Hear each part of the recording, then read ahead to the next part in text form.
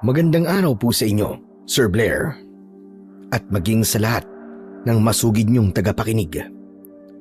Isa lamang po ako sa mga nakasubaybay sa mga channel niyo, kaya naisipan kong magbahagi na rin ng kwento. May mga masasakit na pangyayari sa buhay natin na magpapabago sa ating buong pagkatao. May mga pagkakataon na ginagawa tayo nitong masama dahil napupuno tayo ng galit. Minsan pa nga, kini-question natin ang ating Panginoong Diyos kung bakit niya hinahayaan na mangyari sa atin ang ganon. Pero darating ang panahon na malalaman natin ang dahilan kung bakit kinailangan nating pagdaanan ang lahat ng yon. Itago niyo na lang po pala ako sa pangalang Arthur. At ito ang aking kwento. Hindi na bago sa akin ang mga kwentong aswang dahil lumaki ako sa pamilya ng mga manunugis at antingero. Meron ding albularyo sa aming pamilya. Bata pa lang ako ay alam ko nang magiging isa ko sa mga yon. Nang magbinata ako, ay nagkaroon ako ng interes sa pagiging isang manunugis. Ang tatay kong si Ferdinand na isang manunugis na antingero ang nagsanay sa akin. Ikakasal na sana ako noon sa aking nobya na si Carmela nang isang napakasakit na pangyayari ang naganap. Sinalakay ng malakas na aswang na si Eladio ang aming lugar. Si Eladio ay matagal ng kaaway ng aming pamilya. Noon kasi ay sinalakay ni na tatay ang baluarte ni na Eladio at halos naubos nila ang mga alagad nito. Dahil doon ay nagkaroon ng personal na galit si Eladio sa aming pamilya. Sa kasamaang palad, isa si Carmela sa napaslang. At ang masakit pa ay saksi ako nang patayin ni Eladio ang aking nobya. Isang umaga, kakatapos lang ilibing ni Carmela sa sementeryo. Kami na lang ni tatay ang nakatayo sa harapan ng libingan ng aking nobya. Nakatitig ako sa puntod niya at kahit wala ng luhang pumapatak mula sa mga mata ko, ay ramdam ko pa rin ang sakit ng kanyang pagkawala. Anak, umuwi na tayo. Kanina pa tayo rito. Madilim na ang langit at mukhang anumang oras ay babagsak na ang ulan. Tay, wala man lang akong nagawa para iligtas si Carmela. Naturingan pa naman akong manunugis. Pero sarili kong nobya, hindi ko nagawang iligtas sa hayop na si Eladio na yun. Huwag mong sisihin ang sarili mo, Arthur. Alam ko, anak, na kung may magagawa ka lang noon, ay hindi mo hahayaan na may mangyaring masama kay Carmela. Ngunit, pinagtulungan ka ng mga aswang habang pinapatay ni Eladio si Carmela. Kung meron man dapat sisihin sa nangyari, ay walang iba kundi si Eladio. Tama ka, tay. Si Eladio ang dapat sisihin sa pagkamatay ni Carmela. Kung hindi siya sumalakay sa baryo natin, ay kasama ko pa sana si Carmela. At matutuloy pa ang kasal namin sa susunod na buwan. Sa ginawa niya, ay tinanggalan niya ako ng karapatan na maging masaya kasama ang babaeng mahal ko. Sinusumpa ko. Hindi ko siya mapapatawad. Huwag ka mag-alala, anak. Makaligtas man si Eladio sa parusa rito sa lupa, ay hindi siya makakaligtas sa parusa sa kanya ng Panginoon Diyos. Hindi, tay. Hindi ako papayag na hindi niya pagbayaran ang pagkuha niya sa buhay ni Carmela. Sisiguraduhin ko na magsisisi siya hanggang sa kahuli-huli ang hininga niya. Bakit ano ba naiisip mong gawin? Huwag mong sabihin, napapatayin mo si Eladio. Aba, Arthur, wala na sina Eladio sa baryo natin. Umalis na sila nung huling beses na umatake sila. Sigurado ako na magtutugo sila sa ibang lugar para doon naman magasik ng lagim. Wala akong pakialam kahit saang lupalop pa siya magpunta dahil hahanapin ko siya. At hindi ako titigil hanggang hindi ko siya napapatay. Matapos ko yung sabihin ay tumalikod na ako at lumbas ng sementeryo. Sumakay ako sa aking kabayo na si Hagibis at pinatakbo ko siya pauwi sa aming bahay. Si Hagibis ay iniregalo sa akin ng tatay ko nung 18 kaarawan ko. Simula noon ay ako na ang personal na nag-alaga sa kanya. Para sa akin ay hindi simpleng kabayo lang si Hagibis, kundi isang kaibigan na naging saksi sa lahat ng malulungkot at masasayang pangyayari sa buhay ko simula nang nakasama ko siya. Pagdating sa bahay ay dumiretso ko sa aking kwarto. Kinuha ko ang isang may kalakihang bag. Binuksan ko ang baul na nasa sulok at mula roon inilabas ko ang mga sandata ko sa pakikipaglaban sa mga aswang. Naroon ang aking pistol na ginagamit sa malayuang pag-atake. Ang aking balaraw naman ay para sa malapitang pakikipaglaban, habang ang aking latigo na pinakasanay akong gamitin ay para rin sa malayuan at malapitang pag-atake. Yung tipong napapalibutan ako. At lahat ng yon ay inilagay ko sa bag kasama ang mga bala ng pistol. Habang naglalagay ako ng mga damit sa bag ay pumasok si tatay sa aking kwarto. Teka, anong ginagawa mo? Bakit ka nag-iimpake, anak? Hindi pa po ba malinaw sa inyo sinabi ko kanina? Hahanapin ko si Eladio at pagbabayarin ko siya sa pagpatay niya kay Carmela. Hindi ako makakapayag na basta na lang niya matatakasan ang kasalanan niya sa akin. Pwede bang huminahon ka na muna, Arthur? Pakalmahin mo ang sarili mo at huwag kang basta-basta magdidesisyon habang mataas ang iyong emosyon. Sigurado na ako, Tay. Ito ang gusto kong gawin. Ang ipaghigante si Carmela at bigyan ng katarungan ng pagkamatay niya. Malakas na uri ng aswang sa Eladio, anak. Sa tingin mo ba ay kakayanin mo siya?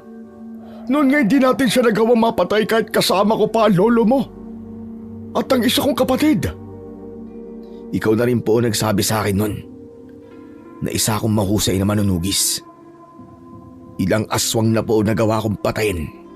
At para sa akin ay walang kaibahan si Eladio sa kanila. Meron pala siyang pinagkaiba. Siya ang pumatay sa babaeng dapat ay pakakasalan ko. Arthur, huminahon ka, iho. Pwede bang makinig ka muna sa akin? Malaki ang posibilidad na mapahamak ka sa gagawin mo na yan, lalo na't mag-isa ka lang. Nawalan na ako ng asawa dahil sa mga aswang. At ayoko mawalan din ako ng anak nang dahil sa mga halimaw na yun. Natigilan ako sa sinabi ng tatay ko. Tumingin ako sa kanya at nakita ko na nangilid ang kanyang luha. Gaya ng aking nobya ay pinatay din ng mga aswang noon si nanay. Namatay siya na pinoprotektahan ako nung bata pa ako. Nakikiusap ako sa iyo, anak. Makinig ka naman sa akin. Kung gusto mo maghiganti kay Eladio, ay kailangan mo yung pagplanuhan ng mabuti. Oo, hindi ko'y kinakailangan na mahusay at malakas kang talaga. Pero kung kikilos ka ng padalos-dalos, baka'y kapahamak mo pa yan. Pero di ba tayo naiintindihan niyo naman ako? Nangyari na rin po ito sa inyo noon. Namatay ang babaeng mahal mo ng dahil sa mga aswang. Dapat ay alam nyo kung ano ang nararamdaman ko ngayon. Alam kong nararamdaman mo at alam ko kung gaano yung kasakit. Pero Arthur, makinig ka sa akin. Walang magiging resulta ang gagawin mo. Maniwala ka. Kilala mo po ako na palaging sinusunod kung ano ang sasabihin nyo, Tay. Pero pasensya na po kayo dahil sa pagkakataong ito. Ang gusto ko naman ang masusunod. Ipaghihiganti ko pa rin si Carmela. Hindi ako titigil hanggat hindi ko napapatay si Eladio. Kahit ano pong sabihin nyo sa akin. ay hindi na magbabago ang desisyon ko. Sa palagay ko, ay hindi ko na nga mababago pa kung ano ang gusto mong gawin. Pero kung itutuloy mo ang paghahanap mo kay Eladio, ay di ko pwedeng hayaan na mag-isa mo siyang haharapin. Ano pong ibig niyong sabihin? Sasamahan kita. Dalawa tayong maghahanap at papatay sa kanya. Pero tay, ako lang ang dapat gumawa nito. Sa akin lang may atraso sa Eladio. Sa'yo lang ba? Paano naman ang mga taong pinatay niya sa baryo natin bukod kay Carmela? Sa tingin mo ba, ay hindi ako nasasaktan sa pagkawala nila? Lalo na't karamihan sa kanila ay mga malalapit sa atin. Hindi mo ba napansin na halos lahat ng pinatay ni Eladio ay mga taong alam niya na mahalaga sa atin? Matalino si Eladio, anak. Napakatuso niya. Sigurado ako na bago ang pag-atake niya rito, ay nagmanman muna siya at inalam niya kung sino-sino ang dapat niyang patayin. Kaya kung itutuloy mo ang pinaplano mo, sasama ako sa iyo. Umurong ang dila ko sa sinabi ni tatay. Nakita ko sa mukha niya na seryoso siya sa kanyang sinabi at alam kong wala akong magagawa kundi ang pumayag sa kung ano ang gusto niya. Kinagabihan, matapos namin maghapunan, ay muli kaming nag-usap ni tatay. Nasa kusina kami at magkaharap kaming nakaupo sa aming hapagkainan. Nakapagdesisyon ka na ba? Itutuloy mo pa rin ba ang paghahanap kay Eladio? Opo tay, desidido na po akong patayin ng hayop na aswang na yon. At pumapayag na rin po ako na samahan niyo ko. Mabuti naman at pumayag ka nang sumama ako sa iyo. Gaya na sinabi ko, anak, kailangan natin magkaroon ng solidong plano. Una ay dapat nating alamin kung saan lugar susunod na atake si Eladio. Sa palagay ko, ay di siya sasalakay sa mga baryong malapit sa atin. Mas pipiliin niya sa malayo upang hindi natin yun malaman, para walang pipigil o lalaban sa kanya. Handa po akong isa-isahin ng lahat ng baryo para lang mahanap si Eladio. Kahit bukas, ay kaya kong magsimula sa paghahanap sa kanya. Huwag muna tayong kikilos ngayon. Mas makakabuti kung maghintay muna tayo ng balita kung saan umaatake si Eladio. Pero kung tama po kayo sa malayo siya atake, malamang ay matatagalan bago makarating sa atin ang balita kung nasan siya. Wala tayong magagawa. Mas mahihirapan tayo kung iisa-isahin natin ang bawat baryo. Ang ibig niyo po bang sabihin matatagalan pa bago ko maipagiganti si Carmela? Ganun na nga, Arthur, anak. Pero hindi rin tayo sigurado, malay mo.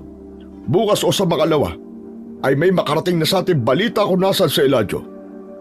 Tay, hindi ko na po kaya maghintay na matagal.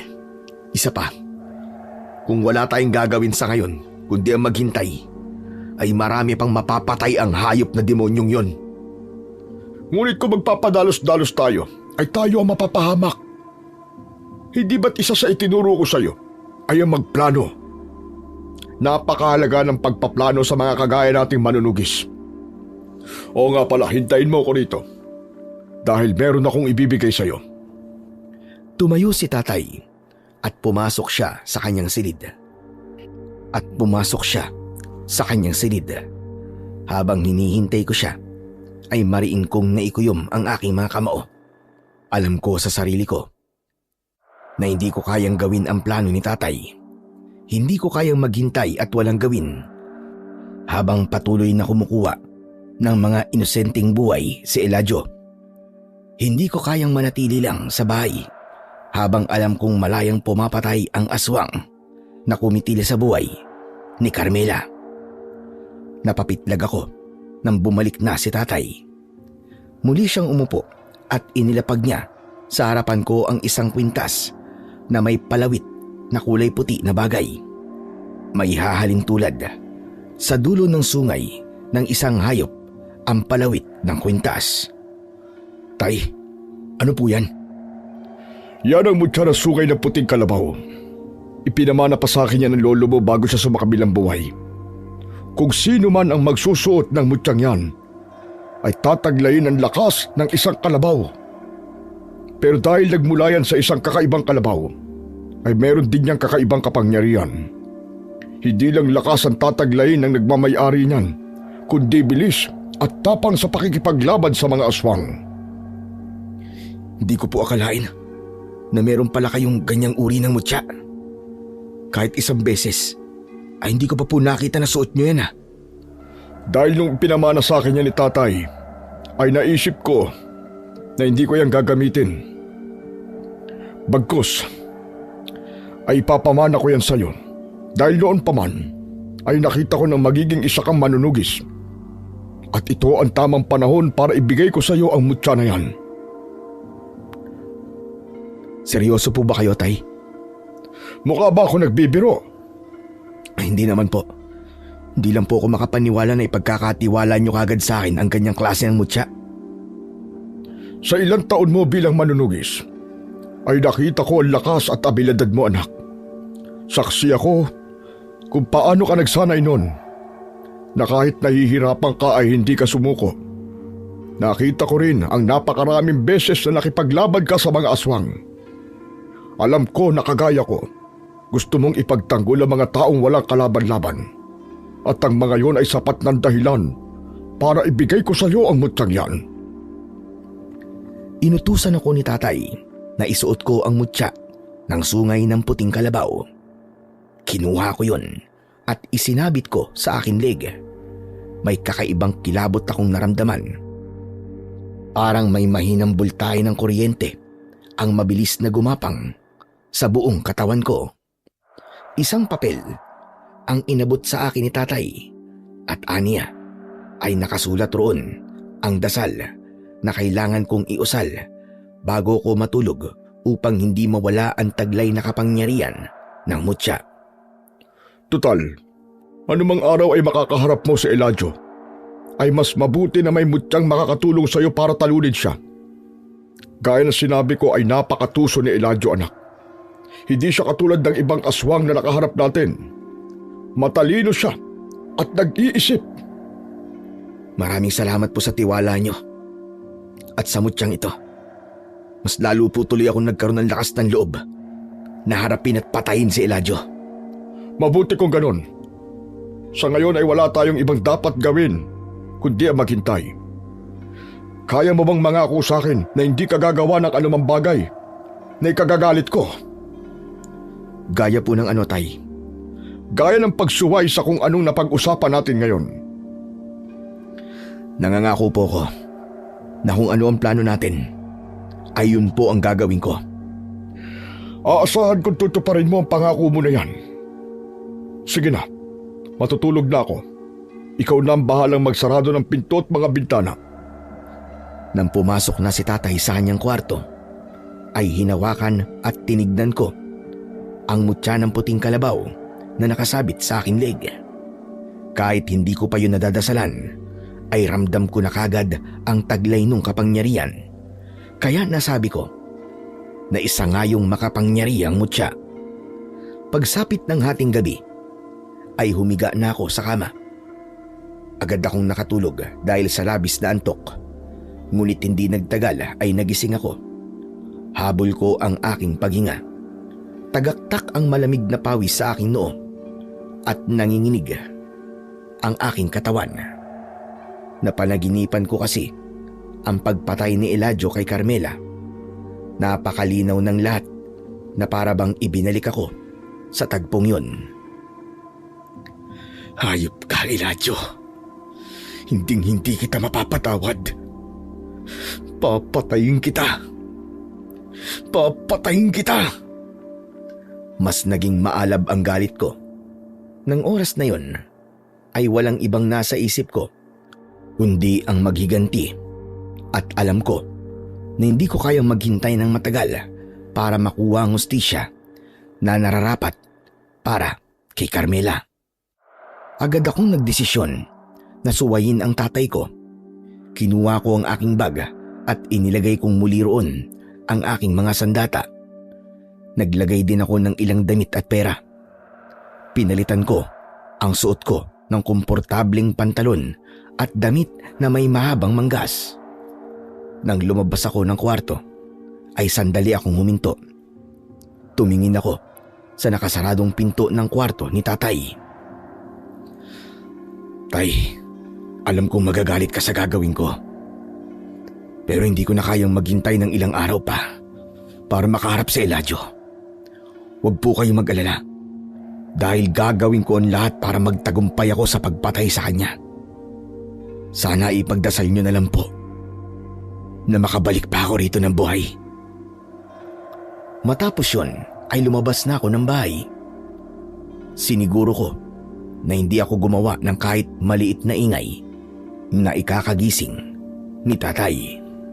Sa labas ay inilabas ko sa kwadra ang kabayo kong si Agibis at sumakay ako sa kanya.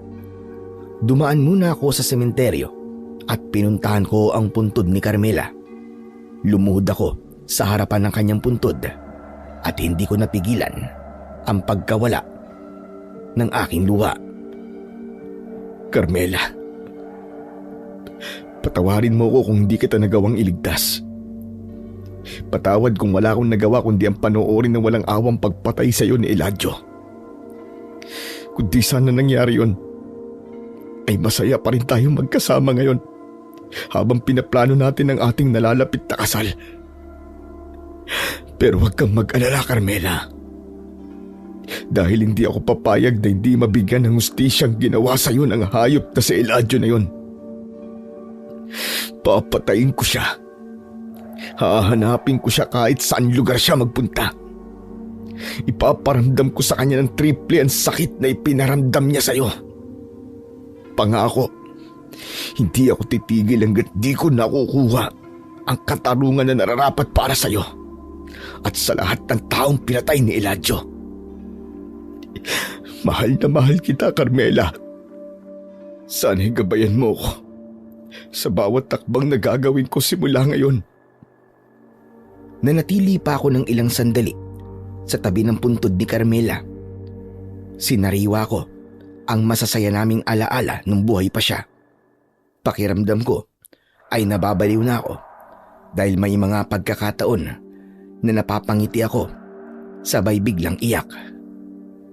Napakalalim ng sugat na iniwan sa puso ko ng pagkamatay ni Carmela at alam ko na ang kamatayan lamang ni Eladio ang makapaghihilom sa sugat na yon. Maya-maya pa ay umalis na ako sa sementeryo sakay ng aking kabayo. Nagsimula na akong maglakbay para hanapin si Eladio. Naniniwala ko na gagabayan ako ng Diyos at dadalhin niya ako sa lugar kung saan ko makikita ang aking hinahanap. Mabilis na lumipas ang mga araw at hindi ko namalayan na 1 linggo na pala akong naglalakbay sa iba't ibang baryo para hanapin si Eladio. Doon ko napagtanto na tama nga ang plano ng tatay ko. Mas makabubuti kung maghihintay kami ng balita kung saan umaatake si Eladio. Inakala ko kasi na sa gagawin ko ay mas mabilis ko siyang mahanap, pero nagkamali ako. Pero dahil nasimulan ko na ang paghahanap kay Eladio, ay pinanindigan ko na yon. Isang umaga, habang nasa isang baryo ko, ay narinig ko ang usap-usapan na may nakita silang isang aswang doon nung nakaraang gabi. Bilang isang manunugis, ay hindi ko kayang umalis sa lugar na yon nang hindi sila ligtas mula sa aswang. Kaya nanatili ako ron at pagsapit ng gabi ay tinugis ko ang aswang. Gamit ang mutya ng sungay ng puting kalabaw at ang aking mga sandata ay nagawa ko namang patayin ang aswang. Matapos yon ay nagpalipat-lipat pa ako sa ibang baryo at sa tuwing nalalaman ko na may aswang sa lugar na napupuntahan ko ay hindi ako umaalis doon hanggat hindi ko napapatay ang aswang na gumagambala sa kanila. Sa kabila ng ginagawa kong pagtulong ay mas pinili kong huwag magpakilala sa mga tao. Kaya sa tuwing nakikipaglaban ako ay tinatakpan ko ang ilong at bibig ko ng isang pulang bandana. Hanggang sa napunta na ako sa isang baryo kung saan napag-alaman ko na may 2 aswang ang umaatake tuwing gabi. Sa lahat ng baryong napuntahan ko ay yun ang unang beses na may higit sa isang aswang ang umaatake. Habang namamahinga ko at kumakain ng mais sa tabi ng daan, ay hinayaan ko si Agibis na kumain ng damo. Maya-maya ay isang binata ang lumapit at akmang hahawakan si Agibis, pero nagwala ang kabayo. Agad kong pinakalma si Agibis at matalim kong tinignan ang binata. Ano bang ginagawa mo? Hindi ka ba nag-iisip? Hindi mo ba alam na hindi mo pwedeng hawakan ng isang kabayo lalo na't hindi ka nito kilala? Pasensya na. Nagandaan lang kasi ako sa kabayo mo kaya hindi ko napigilan ng sarili ko na hawakan siya eh. Pero kung nasipa ka niya, hindi ako pansisisihin mo. Bibigyan mo pa ako ng problema. Pasensya na talaga. Akala ko kasi ayos lang nahawakan siya kahit hindi niya ako kilala. Sa susunod magsabi ka muna sa akin at hindi yung basta ka nalang hahawak sa kabayo ko. Magsasabi na ako sa iyo ngayon. Pwede ko bang hawakan ang kabayo mo? Hindi pwede. Kung kailan mainit na ang ulo ko, saka mo yung ginawa. Bumalik na ako sa pagkakaupo at muling kumain. Akala ko ay aalis na yung binata. Pero nanatili siyang nakatayo sa tabi ko. Tumingin ako sa kanya at napansin ko na tila natakot siya sa paraan ng pagtingin ko sa kanya. Ano pang tinatayo-tayo mo dyan? Umalis ka na. Teka, sandali lang. Hindi ka kasi pamilyar sa akin eh. Sa palagay ko, ay dayo ka dito sa lugar namin. Ano naman kung dayo ko? May problema ka ba ron? Meron. Alam mo kasi, may mga aswang na sumasalakay dito sa amin gabi-gabi. Kaya delikado kung dito ka mananatili. Mas mabuti na umalis ka na lang kesa mapahamak ka. Ano bang pakialam mo kung mapahamak ako? Kung may mangyaring masama sa akin ay hindi mo na yung problema. Sa akin problema yon. Isa pa, kaya kong sarili ko. Sugit naman ito. Nagpapaalala lang naman ako eh. Pero, saan ka ba nakatira? Kanino ka tumutuloy? Bakit ba ang dami mong tanong? Sino ka ba ha? Ako si Kaloy. Isa akong residente sa baryong to. Ayoko lang na merong napapahamak sa mga tao dito kahit dayo lang. Kaya gusto kong malaman kung meron kang tinutuluyan na bahay. Wala akong tinutuluyan na bahay rito. Okay ka na ba? Nasagot ko na ang tanong mo kaya umalis ka na. Hindi mo ba narinig ang sinabi ko sa'yo kanina? May mga aswang na sumasalaki dito tuwing gabi. Hindi mo rin ba narinig ang sinabi ko? Kaya ko ang sarili ko. Pero delikado kung wala kang bahay na matutuluyan. Pero kung gusto mo, doon ka na lang sa bahay ko. Wala naman akong kasama ron eh. At bakit naman ako magtitiwala sa isang kagaya mo? Hindi nga kita kilala. Gusto ko lang naman tumulong. Kumbagay nagmamagandang loob lang ako kaya wag mo sanang masamain ang mga sinasabi ko sa'yo. Hindi ko kailangan ng tulong ng kahit na sino. Pwede ba? Lubayan mo na ako. Iwan mo na ako rito. Ikaw ang bahala. Basta walang sisiyan ha. Pero kung sakaling magbago ang isip mo, ang bahay ko ay yung nasa tabi ng puno ng kaimito sa may bandang dulo nitong baryo. Puntahan mo lang ako ron kapag kailangan mo na matutuluyan.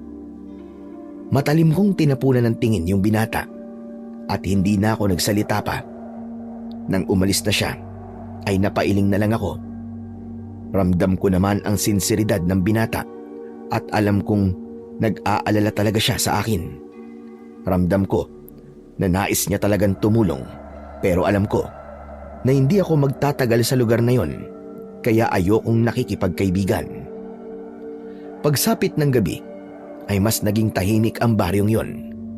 Nakatago ako sa dilim at nakikiramdam. Alam ko na sa gabing yon ay sasalakay ang dalawang aswang. At hindi nga ako nagkamali dahil hindi nagtagal ay may narinig akong humihingi ng tulong. Boses yon ng isang lalaki. Pinuntahan ko ang pinagmumulan ng sigaw at nakita ko na hinahabol ng dalawang aswang yung binatang kumausap sa akin kanina. Hawak niya ang duguan niyang braso. Agad kong itinakip. ang bandana ko sa kalahati ng aking muka. Sumakay ako sa aking kabayo at tumakbo yun pasalubong sa lalaki. Tulong! Tulungan niyo ako! Inaatake ako ng mga aswang! Saklolo! Nang malapit na ako sa binata, ay inabot ko ang kamay ko sa kanya. Nang hawakan niya ang kamay ko, ay hinila ko siya ng malakas at isinakay ko siya sa kabayo. Gamit ang pistol, ay binaril ko ang isang aswang. 2 magkasunod na bala ang bumuon sa gitna ng noo ng aswang na agad nitong ikinamatay. Bumaba ako sa kabayo upang harapin ang isa pang aswang. Hinampas ko siya ng latigo. Lumata yun sa kanyang katawan. Galit na galit siyang sumugod at nang akmang kakalmutin niya na ako, ay mabilis akong yumuko sabay saksak ng balaraw sa kanyang tiyan. Pagtayo ko ay hindi ko naiwasan ang pagbaon ng mga kuko ng aswang sa aking tagiliran. Impit ako napasigaw pero hindi ako pinanghinaan ng loob. Pinaghahampas ko siya ng latigo at saka ko siya binaril sa tapat ng kanyang puso. Matapos yun ay bumagsak na siya at nangisay hanggang sa mamatay. Nagulat ako nang biglang may yumakap sa akin. Agad kong itinulak ang taong yumakap sa akin. Maraming salamat sa pagliligtas niyo po sa buhay ko. Akala ko talaga'y mamamatay na ako kanina. Walang anuman. Pero sa susunod, huwag mong niyayakap ang isang tao nang hindi ka nagpapaalam. Pasensya na. Sobrang natuwa lang kasi ako eh. Pero sino ka ba? Pwede mo bang alisin ang banda ng nakatakip sa mukha mo? Para makilala ko kung sino ang nagligtas sa akin. Hindi mo na kailangan malaman kung sino ako. Ganun ba? Pero saan mo nakuha ang ganung kakayahan? Ngayon lang ako nakakita ng isang tao na nakipaglaban sa 2 aswang. Para mapatay mo sila ng mag-isa, ay masasabi ko na talagang dalubhasa ka sa pakikipaglaban. Isa akong manunugis. Yan lang ang sagot na pwede kong ibigay sa'yo. Ngayon, ay ligtas na ang baryo niyo sa mga aswang. Sabihin mo sa lahat na wala na kayong dapat na ikatakot pa. Sige po. Sasabihin ko po sa kanila na isang magiting na kabalyero ang pumatay sa mga aswang. Sigurado ko na matutuwa silang lahat. Maraming salamat sa pagligtas mo sa aming lahat. Anong kabalyero ang sinasabi mo? Hindi porke meron akong kabayo, ay isa na akong kabalyero. Ganun ba? Akala ko kasi isa kang kabalyero eh. Kumusta pala ang sugat mo sa tagiliran? Mukhang napuruhan ka. Ang daming dugo oh. Huwag kang mag-alala. Ayos lang ako. Sanay na ako sa ganitong sugat dahil hindi na bago sa akin ang masugatan sa tuwing naikipaglaban ako sa mga aswang. Tatalikod na sana ako, pero naramdaman ko ang pag-igting ng sakit sa aking sugat. Napahawak ako roon at hindi ko napigilan ang mapangiwi. Muntik pa nga akong mabuwal. Mabuti na lamang at nagawa kong humawak sa aking kabayo. Nakita mo na? Hindi ka okay. Ang mabuti pa sumama ka sa akin sa bahay para magamot ko sugat mo. Hindi na kailangan. Baka mas lalong lumala ang sugat ko lang dahil sa'yo. Grabe siya. Huwag ka mag-alala. Dahil isa akong albularyo. May kaalaman ako sa paggagamot. Isa pa, gusto ko rin makabawi sa pagliligtas mo sa buhay ko eh. Hayaan mo kong ibalik sa iyo ang tulong na ginawa mo sa akin. Tinitigan ko ang binata at nakita ko sa mga mata niya ang matinding kagustuhan niyang tulungan ako. Hindi ako pwedeng maglakbay nang may sugat ako, kaya pumayag na lang ako sa alok ng binata. Sumama ako sa bahay niya. Isa yung maliit na kubo. Pinaupo niya ako sa sahig na yari sa kawayan at agad niyang inihanda ang mga kailangan niya para gamutin ang aking sugat. Hindi nagtagal ay inumpisahan niya ng linisin ang sugat sa tagiliran ko. Siguradong masakit to kaya tiisin mo lang. Grabe, ang lalim ng sugat mo. Sanay ako sa sakit. Kaya gawin mo na lang ang dapat mong gawin. Ako nga pala si Kaloy. Ikaw, anong pangalan mo? Hindi ba sinabi ko na kanina na hindi mo na kailangan malaman kung sino ako? Napaka-misteryoso mo pala. Hindi mo na nga sinasabi ang pangalan mo. Hindi mo pa pinapakita ang buong muka. Alam mo, mas mabuti na magpakilala ka sa mga tao rito. Sigurado ako na magpapasalamat silang lahat sa'yo. Sobrang laki kasi ng nagawa mong tulong sa aming lahat. Kung di mo na itatanong, mag-iisang buwan nang umaatake yung 2 aswang na yun dito sa amin. At ikaw lang ang nakapatay sa kanila. Hindi ako tumutulong para purihin at pasalamatan. Sapat na sa akin na malamang ligtas na kayong lahat dito mula sa mga aswang. Talaga palang kahanga-hanga ka. Bihira akong makakilala ng taong kagaya mo na kahit nakakatulong ay ayaw pasalamatan sa kanyang kabayanihan. Pwede ba tumahimik ka na lang muna? At gamutin mo na lang ang sugat ko para matapos na tayo rito. Ay sige. Hindi na muna ako magsasalita. Pasensya ka na. Natutuwa lang kasi akong kausap ka eh. Hindi ko na sinagot ang sinabing yun ni Kaloy dahil alam ko na hindi siya tatahimik hanggat sinasagot ko ang mga sinasabi niya. Hinayaan ko na siyang gamutin ang sugat ko at makalipas ang ilang sandali ay natapos na siya. Masasabi ko na mahusay siyang albularyo dahil nagawa niyang pahintuin ang pagdugo ng aking sugat. Bukod doon ay maayos din ang bendang inilagay niya sa akin. Salamat sa paggamot mo sa sugat ko, Kaloy. Walang anuman po. Isang karangalan para sa akin na matulungan ng taong nagligtas sa buhay ko. May isang pabor pala akong hihingin sa'yo. Ano yun? Sabihin mo lang. Kahit ano pa yan. Kahit di ko kaya, gagawin ko. Ganyan kakalakas sa akin eh. Makikitulog sana ako rito sa bahay mo. Kahit 1 o 2 oras lang. Di kasi ako pwede magpatuloy sa paglalakbay nang hindi ako nakakapagpahinga na maayos. Yun lang ba? Sus, walang problema yun kung gusto mo dito ka pa tumira habang buhay eh. Hindi ko kailangan manirahan dito na matagal. May misyon akong dapat na gawin. Ano ka mo? Anong misyon? Hindi mo na kailangan malaman pa. Kailangan ko na magpahinga. Dahil aalis din ako dito bago sumikat ang araw at pakiusap. Huwag mong tatangkain na alisin ang bandanang nakatakip sa aking mukha. Dahil kapag ginawa mo yan, ay hindi ako magdadalawang isip na gawin sa iyo ang ginawa ko doon sa 2 aswang na pinatay ko kanina. Seryoso ako, di ako nagbibiro.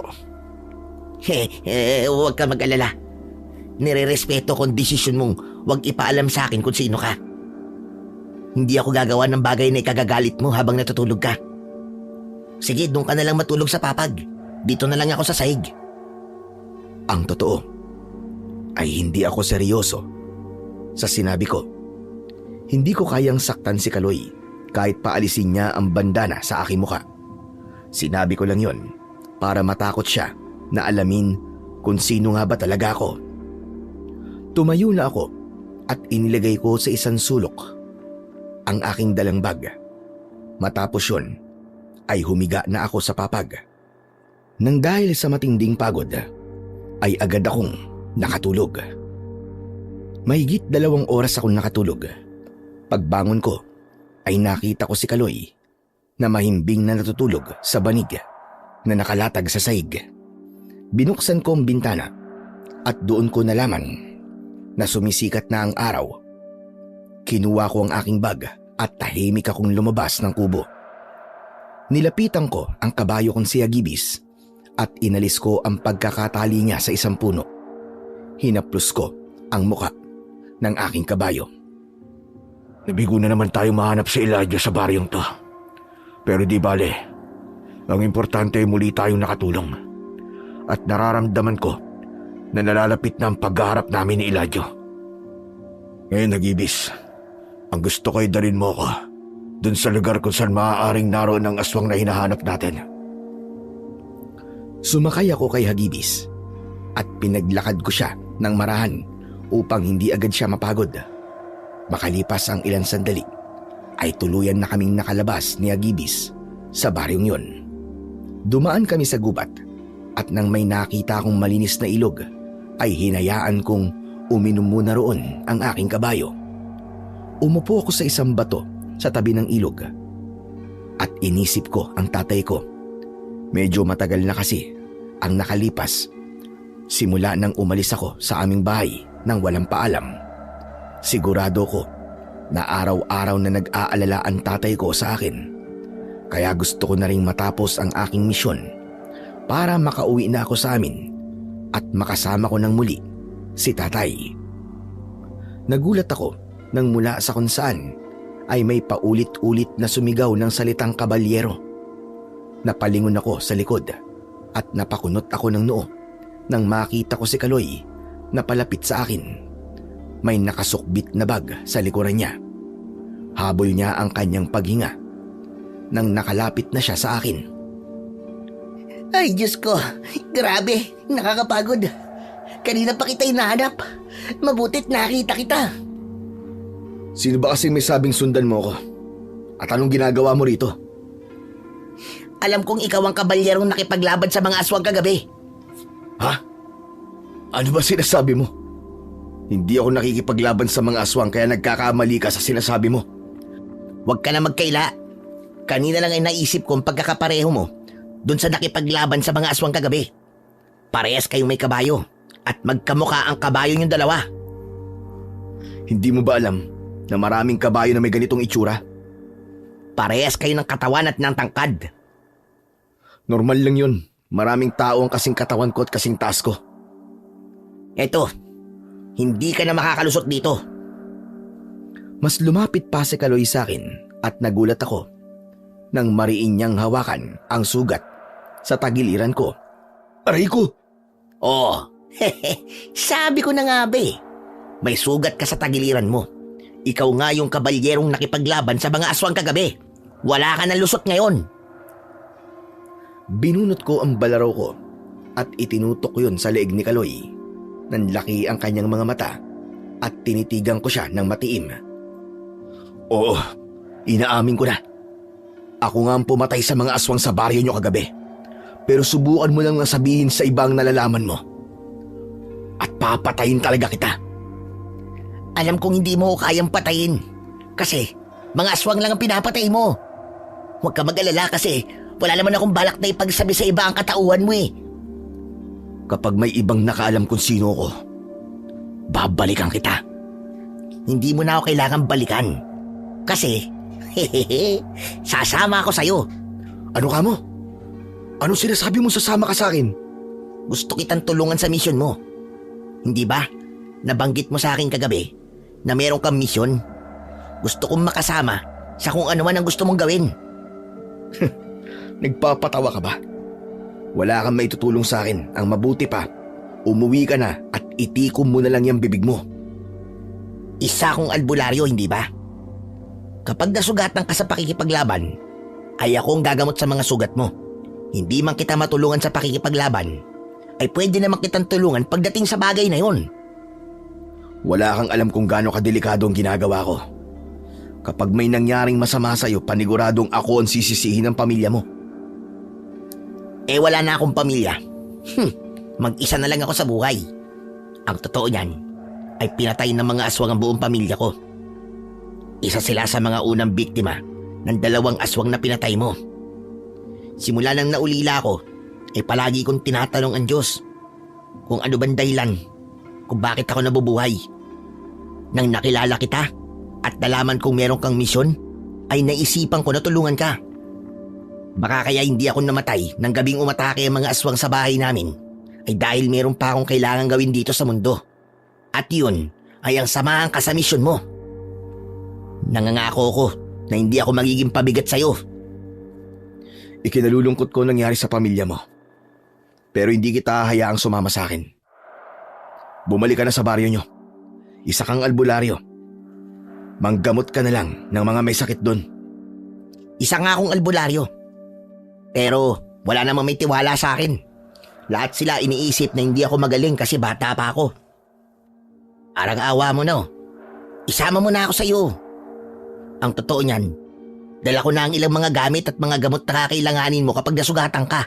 Nandito ng lahat sa bag ko. Parang awa mo na. Payagan mo na ako sumama sa'yo. Hindi ako makapaniwala nang lumuhod si Kaloy sa harapan ko. Para gawin niya yon, ay naisip ko na talagang desidido siyang sumama sa kung saan ako magpupunta. Tinignan ko siya ng diretso at mabilis ako nag-isip. Tumayo ka na nga dyan. Oo na, pumapayag na akong sumama ka sa akin. Talaga? Seryoso ka ba? Bakit parang ayaw mo maniwala? Gusto mo bang bawiin ko na lang ang sinabi ko? Hindi. Naniniwala na ako, ikaw naman. Hindi lang kasi ako makapaniwala na pumapayag ka nang sumama ako sa'yo. Masayang tumayo si Kaloy. Yayakapin niya sana ako. Pero tila naalala niya yung sinabi ko na hindi siya pwedeng nangyayakap nang hindi nagpapaalam. Kaya hindi niya itinuloy ang pagyakap niya sa akin. Ngayon pa lang isasabihin ko na sa'yo na delikado ang misyon na ginagawa ko. Maaari mo tong ikapahamak o hindi kaya ay ikamatay. Wala akong pakialam. Mas okay po na mamatay ako na meron akong ginagawang maganda. Pero, nagpupunta ka ba talaga sa iba't ibang lugar at pinapatay mo ang mga aswang doon? Yung bang misyon na sinasabi mo? Hindi. May isang partikular na aswang akong hinahanap. Si Eladio. Pinatay niya ang nobya ko at hinahanap ko siya para pagbayarin siya sa napakalaking kasalanan niya sa akin. Ngayon naiintindihan ko na kung bakit ganyan na lang kalaki ang galit mo sa mga aswang. Pero huwag ka mag-alala dahil tutulungan kita sa abot ng aking makakaya. Ay, oo nga pala. Pwede ko na bang malaman kung anong pangalan mo? Arthur. Arthur ang pangalan ko. Ang mabuti pa umalis na tayo. Kailangan bago lumubog ang araw ay may baryo na tayo mapupuntahan. Sige na. Sumakay ka na rin kay Hagibis. Sinong Hagibis? Yang kabayo ko. Pero baka magalit na naman siya sa akin kagaya nung una. Akong bahala, kakausapin ko lang siya. At hindi na siya magwawala kagaya nung unang beses. Nahahawakan mo sana siya. Lumapit ako kay Hagibis at kinausap ko siya. Sinabi ko sa kanya na simula sa araw na yon ay makakasama na namin si Kaloy sa aming paglalakbay. Ipinakilala ko si Kaloy sa aking kabayo at nang sumakay na si Kaloy kay Hagibis ay hindi na ito nagwala. Hindi nagtagal ay nagsimula na ulit akong maglakbay pero sa pagkakataong yon ay kasama ko na si Kaloy. Hindi man ako sigurado kung talagang makakatulong siya sa akin. Pero mas minabuti ko na isama na lang siya dahil naramdaman ko ang matindi niyang kagustuhan na malaman kung meron pa ba siyang silbi sa mundo. Makalipas ang ilang oras ay isang liblib na baryo ang aming narating. Sandali kaming namahinga sa ilalim ng isang mayabong na puno ng mangga na nasa tabi ng daan. Inakyat ni Kaloy ang puno at kumuha siya ng ilang piraso ng bunga. Pagbaba niya ay inabot niya sa akin ang isang hinog na mangga at nagsimula kaming kumain. Mukhang mapapakinabangan nga kita dahil magaling kang umakyat ng puno. Madali tayong makakakuha ng pagkain dahil sa abilidad mong yan. Sabi ko naman sa'yo mapapakinabangan mo ko Ay oo nga pala. Gaano ka nakatagal na naglalakbay sa paghahanap mo doon sa aswang na sa Eladio? Sa tansya ko siguro mag-iisang buwan na rin. Grabe, matagal-tagal na rin pala. Saan mo naman natutunan yung pakikipaglaban mo sa mga aswang? Alam mo sa totoo lang, kakaiba talaga ang galaw mo Masyadong mabilis para sa isang pangkaraniwang tao. Hindi na kasi bago sa angka namin ang pagiging manunugis. Kahit ang tatay ko ay isa ring manunugis. Siya nagsanay sa akin. Meron din kaming mga antingero at albularyo sa aming pamilya. At itong suot kong kwintas, ito ang mutya ng sungay ng puting kalabaw. Ito ang nagbibigay sa akin ng karagdagang lakas at bilis sa tuwing naikipaglaban ako sa mga aswang. Wow! Ang astig mo naman pala kung ganun. Hindi na ako dapat matakot sa mga aswang kasi kasama kita Parang lahat ng aswang ay kayang-kaya mong talunin sa laban. Wala silang lahat binatbat sa'yo. Sisiw lang sila. Hindi lahat dahil iba-iba ang lakas at kakayahan ng mga aswang. Kagaya na lamang ni Eladio, kumpara sa mga aswang na nakakaharap ko ay masasabi ko na mas malakas siya sa mga yon. Kaya sigurado ako na mahihirapan akong talunin siya. Lalo na't matalino at napakatuso niya. O nga pala, huwag mong sasabihin kahit kanino mga sinabi ko sa iyo ha. Lalo na ang tungkol sa mutya na meron ako. Hindi maganda na malaman ng mga kalaban ko kung saan nanggagaling ang aking lakas at bilis. Huwag kang mag-alala. Kung ano mga napag-usapan nating dalawa ay hindi makakalabas sa iba. Mapagkakatiwalaan mo ko, Arthur. Hindi ko agad binibigyan tiwala ako sa taong kakakilala ko pa lang. Kailangan mo munang patunayan sa akin ng maraming beses na dapat nga kitang pagkatiwalaan. Pero iniisip ko, kung may aswang ba sa baryong to, mamaya ay aalamin ko ang nangyayari dito. Bakit mamaya pa? Kung pwede naman ngayon na. Nagpapahinga pa ako. Mamaya na lang. Di ako na lang ang kikilos. Dito ka lang at ako na ang bahalang sumagap ng chismis kung meron bang aswang sa lugar na to. Basta dito ka lang ha, huwag kang aalis ha. Babalik agad ako. Baka mamaya iwan mo ko. Hindi na ako hinintay ni Kaloy na makapagsalita at nagmadali na siyang umalis. Alam ko na nagpapakitang gilas si Kaloy sa akin. Gusto niyang ipakita na talagang mapapakinabangan ko siya, kaya hinayaan ko na siya sa kung ano ang gusto niyang gawin. Habang mag-isa ko ay pinagmasdan ko ang kapaligiran. Kapansin-pansin na hindi ganun karami ang mga taong nasa labas. Masasabi kong simple ang pamumuhay ng mga tao roon. Maraming malawak na taniman ng palay at mga gulay sa hindi kalayuan. Matyaga akong naghintay na bumalik si Kaloy. Makalipas ang mahigit kalahating oras ay bumalik na si Kaloy at napansin ko ang pagkabahala sa kanyang muka. Ang bilis mo naman bumalik. Anong mga nalaman mo tungkol sa baryong to? Hindi maganda. At hindi ko na kailangan kumausap ng napakaraming tao para malaman kung anong nangyayari dito. Sa kasamaang palad ay may mga aswang na sumasalakay dito, Arthur. Hindi isa at hindi rin dalawa, kundi marami. Tama nga ang pakiramdam ko kanina pa. Napakabigat ng hangin dito. Kung ganon, dito na muna tayo. Kailangan ko ring malaman kung mga alagad ba ni Eladio ang mga aswang na sumasalakay dito. Pero saan tayo makikituloy dito? Hindi natin kailangan makituloy sa kung saan. Sanay ako na matulog sa kung saan-saan. Para pala tayong mga palaboy niyan. Nagre-reklamo ka ba? Pwede ka pa naman bumalik sa baryo nyo. Total, maaga pa naman. Hindi no. Ayoko nang bumalik doon. Basta kung nasan ka, ay nandun din ako. Simula ngayon, ay ako na ang dakilang alalay mo. Alalay? Hindi alalay ang tingin ko sa'yo, kundi kasama sa misyon ko. Oh, ano nangyayari sa'yo? Bakit naluluwa ka? Natas kasi ako sa sinabi mo eh. Hindi ko kasi akalain na hindi mo ko nakikita bilang alalay mo. Buong buhay ko kasi pakiramdam ko ay napakababa akong tao. Kahit may mga kakayahan akong manggamot, ay walang naniniwala sa kakayahan ko. Nasa maling lugar ka lang. Kapag hindi nakikita ng mga tao ang kakayahan at halaga mo, ay kailangan mong umalis doon. Maghanap ka ng lugar kung saan mararamdaman mong tanggap at pinapahalagaan ka ng mga taong nakapaligid sa'yo. Tama lang talaga na sumama ako sa'yo, Arthur. Iilang oras pa lang tayo magkasama, pero pinaramdam mo na kagad sa akin na mahalaga ako. Maraming salamat talaga, Arthur ha. Hindi ako sanay sa gadong madramang eksena, pero hinayaan ko lang si Kaloy na mailabas kung ano ang kanyang nararamdaman.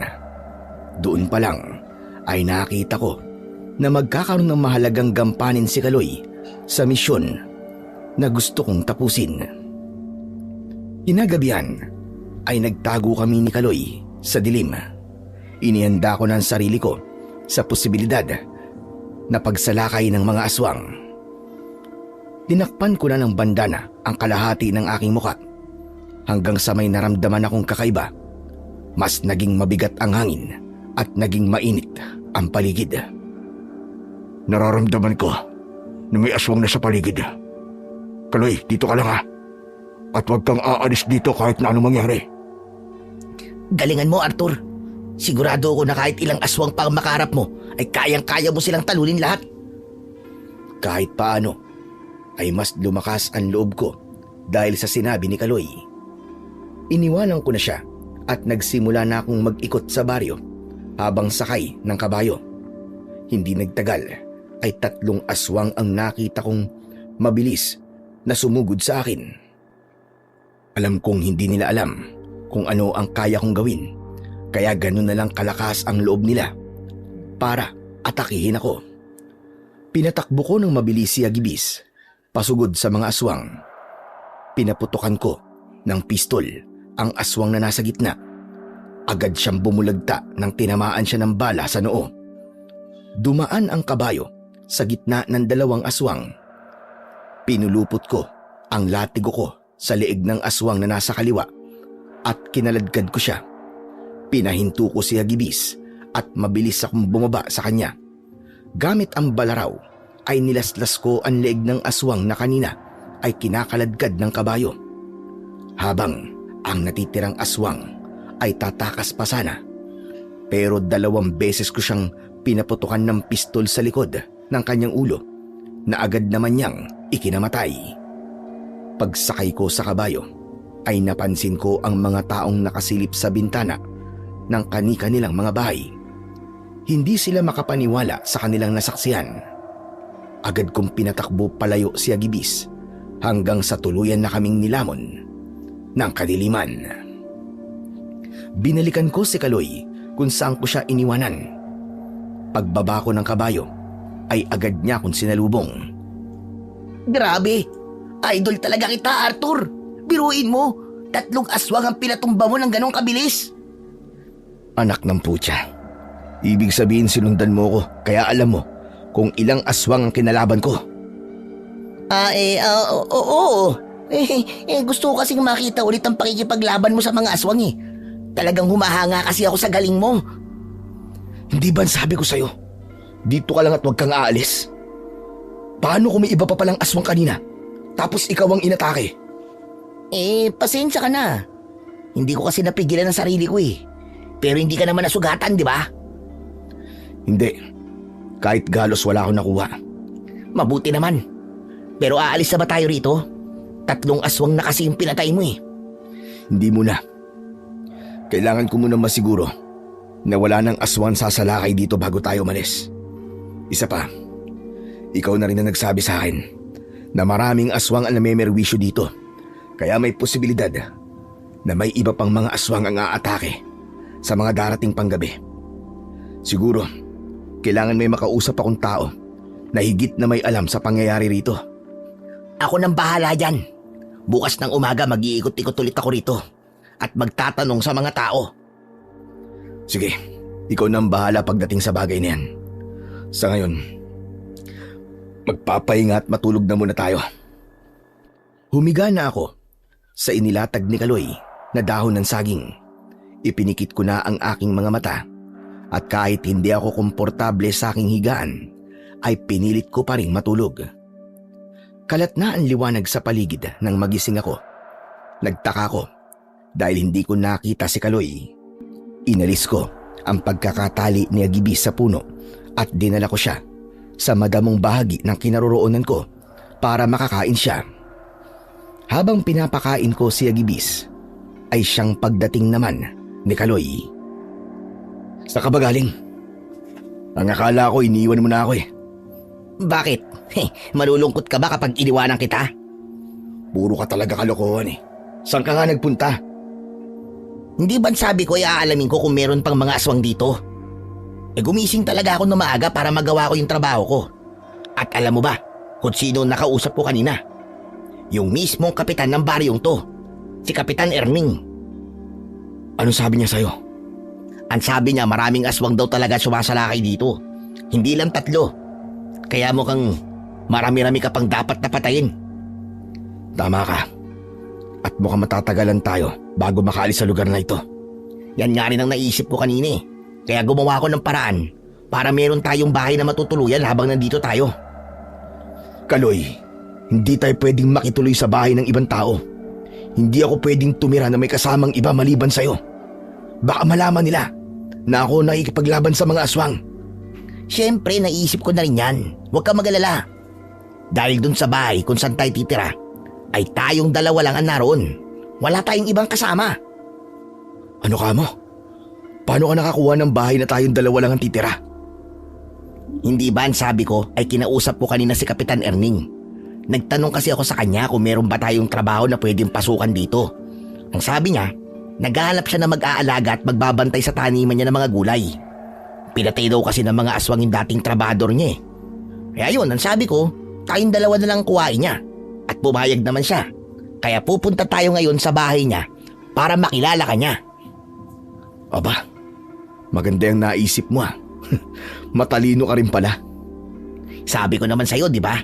Mapapakinabangan mo rin ako, hindi lang sa paggamot ng sugat mo. Pero alam mo ba, Arthur, may mga tao palang nakakita sa pakikipaglaban mo dun sa 3 aswang kagabi. Nakita ko nga rin sila eh. May mga taong sumilip sa mga bahay nila. Grabe nga mga sinasabi nila tungkol sa'yo eh. Hangang-hanga sila sa ginawa mo. Ikaw pa lang pala ang nakapatay ng aswang dito. Kahit nga sila sinasabi nila na isa kang kabalyero. Ayan ka na naman sa pagtawag sa akin ng ganyan eh. Hindi nga sabi ako isang kabalyero. Hindi naman ako may sabi nun, sila na eh. Yung mga taong nakatira rito ang tumatawag sa'yo ng kabalyero. Saka, para ka naman kasi talagang kabalyero kasi nakasakay ka sa kabayo. Tapos pinagtatanggol mo pa ang mga tao, di ba? Kaya dapat, simula ngayon, ay masanay ka na nang tinatawag kang kabalyero. Bahala kayo kung anong itatawag niyo sa akin. Saka sa bagay, wala namang masama sa isang pagiging kabalyero.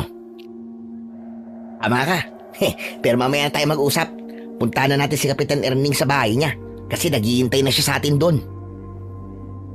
Matapos yun, ay sumama na ako kay Kaloy papunta sa bahay ng sinasabi niyang Kapitan Erning. Pagdating doon, ay isang matandang lalaki na may matikas na tindig ang sumalubong sa amin. Nalaman ko na siya si Kapitan Erning. Pagkatapos nun, ay ipinakilala ko ni Kaloy sa kanya. Pinapasok kami ni Kapitan Erning sa bahay niya. Pinaupo niya kami sa sala at binigyan niya kami ng mainit na kape at pandesal na may palamang keso. Ikaw pala ang sinasabi ni Kaloy na kaibigan niya na makakasama niya sa pagtatrabaho sa gulayan ko. Ako nga po yun. Bukod sanay naman kayong dalawa sa trabaho at mukha rin kayong mapagkakatiwalaan. Kaya kayo na ang kukunin kong tagapangalaga sa aking gulayan. Kapitan, hindi po ba doon na rin kami titira sa kubo na nakatayo sa mismong gulayan nyo? Oo, para mabantayan nyo rin yung maigi. Alam nyo kasi, may ilang mga nagnanakaw dito ng mga nakatanim na gulay at sa gabi sila umaatake. Bukod sa mga aswang, ay sila ang isa pa sa problema namin dito. Huwag po kayo mag-alala, Kapitan. Si Arthur po ang bahala sa mga magnanakaw na yun. Hindi po sila uubra sa kaibigan kong to. Nakita niyo naman po ang muscle niya, di ba? Ang lalaki. Saka, sanay na sanay po siya sa pakikipaglaban. Ano ka mo? Pakikipaglaban? Ano po kasi? Ang ibig pong sabihin ni Kaloy ay nag-aral po ako noon ng martial arts. Kaya kahit papano, meron akong kaalaman pagdating sa pakikipaglaban. Ganun ba? Pero, pwede bang magsimula na kayo ngayon? Oo naman po, wala pong problema. Kung ngayon na kagad kami magsisimula magtrabaho. Nasabi na rin po kasi sa akin ni Kaloy na pinatay ng mga aswang yung dating nagbabantay sa gulayan nyo. Tama po ba? Oo. Nakakaawa nga ginawa sa kanya ng mga aswang dahil pinatay siya ng walang kalaban-laban. Kaya lahat kami ay natutuwa dahil kagabi ay may isang kabalyerong nakipaglaban at pinatay yung 3 aswang. Kahit papano ay nagkaroon kami ng pag-asa na darating ang panahon na matatapos na ang problema namin sa mga aswang na yan. Talaga po bang marami pang aswang ang sumasalakay dito? Hindi lang yung 3 pinatay niya kagabi? Marami pa sila, Arthur. At sigurado ako na hindi sila titigil sa pagsalakay dito sa aming lugar. hanggat hindi napapatay ang kanilang pinuno. Pinuno? Merong pinuno ang mga aswang dito? Meron. Ang pangalan niya ay Eladio.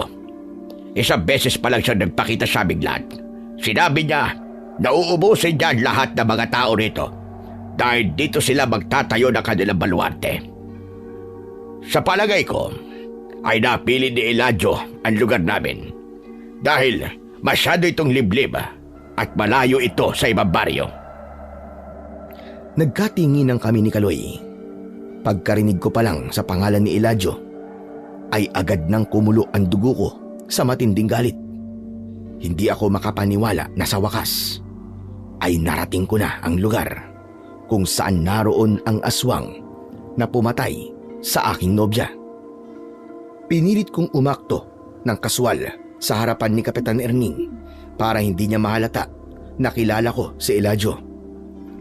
Dapat po talaga ay mag-ingat tayong lahat. Mas maganda na maging handa tayo lalo na't hindi natin alam kung kailan muling aatake ang mga aswang. Ewan ko ba, kahit anong paghahanda ang gawin namin ay wala pa rin kaming laban sa mga alagad ni Eladio. Kaya napakalaking bagay talaga ng pagdating ng misteryosong kabalyero na yon dito sa aming lugar.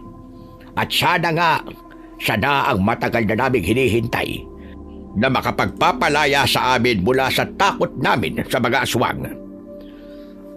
Magdasal lang po tayo palagi. Mas malakas pa rin po ang Diyos kaysa sa kahit na sinong mga aswang. Pero pwede po bang dalhin niyo na po kami ni Kaloy sa taniman niyo ng mga gulay para makapagsimula na po kami ng aming trabaho? O sige. Sumunod kayo sa akin. Nang tumayo na si Kapitan Erning, ay lumabas na kami ni Kaloy. Muli kaming nagkatinginan at alam ko na iisa ang tumatakbo sa utak namin ng sandaling yon. Nasa tamang lugar na kami dahil naroon si Eladio. Alam ko na anumang gabi ay maaaring magkaharap na kami ni Eladio at kapag nangyari yon ay sisiguraduhin ko na magtatagumpay ako na patayin siya upang maibigay ko na kay Carmela ang hustisya na nararapat para sa kanya. Nasa dulong bahagi ng baryo ang taniman ng gulay ni Kapitan Erning. Nasa harapan ng taniman ang isang maliit na kubo na kumpleto sa gamit. Sa tabi ng kubo ay naroon ang banyo at isang poso. Sinabi sa amin ni Kapitan Erning ang mga dapat naming gawin at napag-usapan na rin namin kung magkano ang aming sasahurin. Nang nasabi na ni Kapitan Erning ang lahat ng dapat naming malaman, ay iniwanan niya na kami. Ipinasok ko sa kubo ang dala kong bag at sinundan ako roon ni Kaloy. Sa wakas, nahanap mo na rin ang lugar na kinaroroonan ng Eladio na yon. Nandito lang pala ang mokong na yon. Tama ka, Kaloy. Nagbunga na rin ang pagpalipat-lipat ko ng lugar. Nararamdaman ko na nalalapit na ang aming pagharap at sisiguraduhin ko na hanggang sa impyerno ay magsisisi siya sa pagpatay niya kay Carmela. Pero Arthur, handa ka na ba talaga sa pagharap nyo? Hindi ba sabi mo malakas na klase ng aswang si Eladio? Matagal na akong handa, Kaloy. Kung meron man dapat na maganda ay si Eladio yun. Pero hindi pa rin ako magiging kampante. Sinabi sa akin ng tatay ko na matalino at tuso si Eladio. Kaya malamang ay alam niya nang nandito ako at gagawa siya ng paraan para mahirapan akong talunin siya. Basta, naniniwala ako na kayang-kaya mo siya talunin, Arthur. Ikaw pa ba? Ang dami mo nang napatumbang aswang Tumiim ang bagang ko. Muli kong naramdaman ang matinding galit sa aking puso. Bumalik sa alaala ko ang gabing pinatay ni Eladio si Carmela sa mismong harapan ko. Kailangan kong masiguro na sa pagkakataong yun ay mapapatay ko na si Eladio. Hindi lang para mabigyan ng hustisya ang pagkamatay ni Carmela, kundi upang mapigilan din siyang patayin ang lahat ng mga tao sa baryong yon. Sa mga nakalipas na araw ay tila naging dalawa ang aking buhay. Sa umaga ay nagtatrabaho ko sa taniman ng gulay habang sa gabi ay isa kong manunugis na nakikipaglaban sa mga aswang. Ngunit may mga gabi na walang umaataking mga aswang, kaya kahit papano ay nakakapagpahinga ko. At sa tuwing may mga aswang ako na kailangan labanan, ay sinisiguro ko na kamatayan ang bagsak nila. Mas naging maugong ang usap-usapan sa baryong yun tungkol sa kabalyerong nakikipaglaban sa mga aswang. Marami ang humanga sa akin. Naging napakasaya ko, hindi dahil sa mga papuri, kundi dahil alam ko na sa ginagawa kong pagpatay sa mga aswang ay nagbibigay ako ng pag-asa sa mga tao. Isang gabi, sabay kaming kumakain ng hapunan ni Kaloy. Nagluto siya ng ginataang kalabasa at pritong tilapia.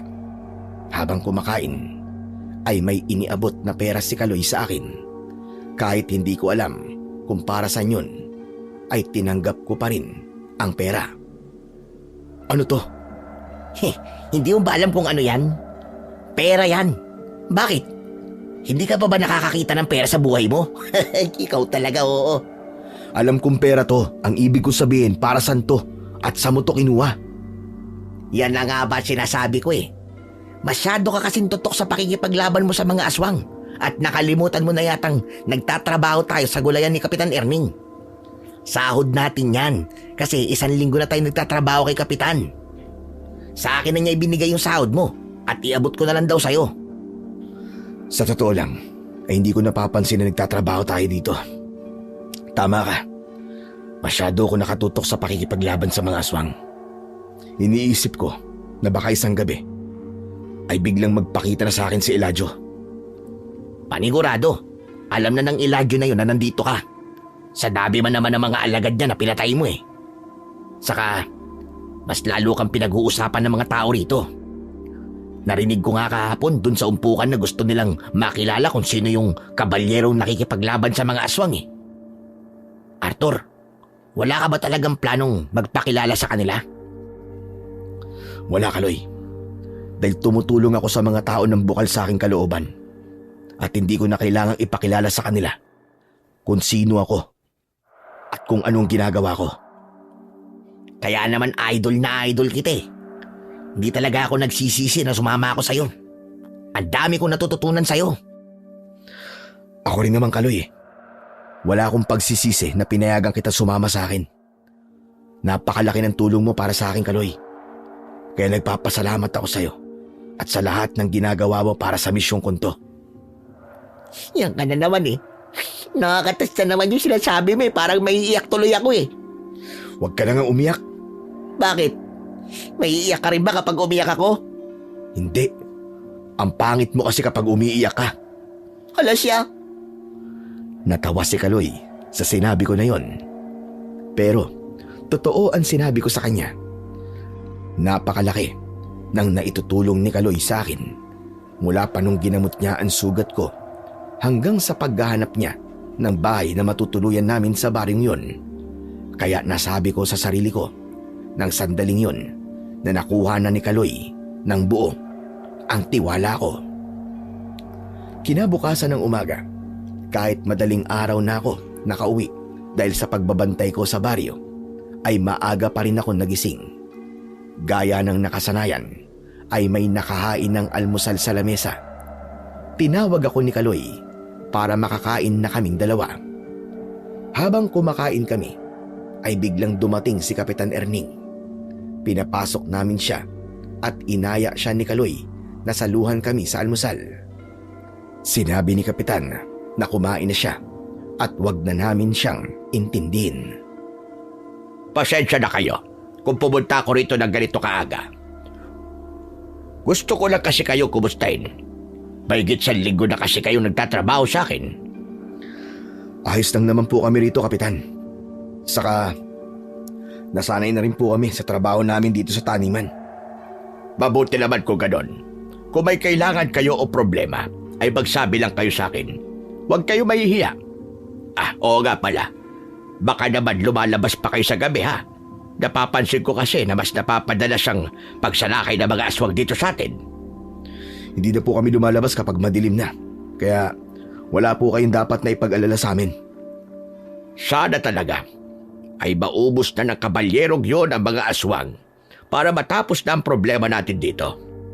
Para na rin makapamuhay tayong lahat dito na mapayapa at tahimik. Nako, Kapitan, sigurado ko na hindi magtatagal ay mauubos na ang mga aswang dito. Sobrang galing po kasi ng kabalyerong yon. Lahat ng aswang na susubukan siyang labanan ay kamatayan ang kahihinatnan. Bakit, Kaloy, kung makapagsalita ka, ay parang kilala mo ang kabalyerong yon? Kilala mo ba ang totoo niyang pagkatao, Kaloy?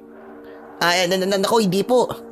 Lahat naman po tayo rito walang ideya kung sinong magiting na kabalyero na yun Nasabi ko lang po yun kasi hindi po ba lahat ng aswang na kinakalaban niya ay nagawa niyang talunin at patayin. Sa bagay, tama naman ang sinabi mong yan. Napakahusay talagang makipaglaban ng kabalyero na yon. Kaya sana ay magpakilala siya sa atin para makapagpasalamat tayo sa kanya ng personal. Sana nga po, Kapitan. O paano, aalis na ako. Kayo na bahala sa mga gulay ha. Ay bukas ka pala. Anihin nyo na mga pechay at dalhin nyo sa bahay ko para makuha na mga yon ng umorder doon sa akin. Sige po, Kapitan. Kami na pong bahala doon ni Kaloy. Mag-iingat po kayo. Nang nakaalis na si Kapitan Erning, ay tumingin ako kay Kaloy at pinanlakihan ko siya ng mata. Oo. Bakit ganyan ka makatingin sa akin? Pinakaba mo kasi ako kanina. Akala ko'y madudulas ka na sa pagsasalita mo Ang akala ko ay masasabi mo na kay Kapitan na ako ang sinasabi nilang kabalyero. Huwag kang kabahan. Hindi ko kinakalimutan na walang ibang dapat makaalam na ikaw yung kabalyero. Pero alam mo, curious na talaga ako sa itsura ng Eladio na yon. Ano bang itsura niya? Sa totoo lang, Kaloy, hindi ko din alam ang itsura ni Eladio kapag nasaan yung tao siya. Kaya wala akong ideya. Ang nakita ko pa lang ay ang itsura niya kapag nasaan yung aswang siya. At masasabi ko na kumpara sa ibang mga aswang, ay mas mabagsik siyang tignan. Sana talaga makaharap mo na siya para matapos na ang problema ng mga tao rito at may paghiganti mo na ang nobya mo. Sana nga, Kaloy. Sana nga. Isang malalim na paghinga ang pinakawalan ko. Alam ko sa sarili ko na matagal na akong handa sa paghaharap namin ni Eladio.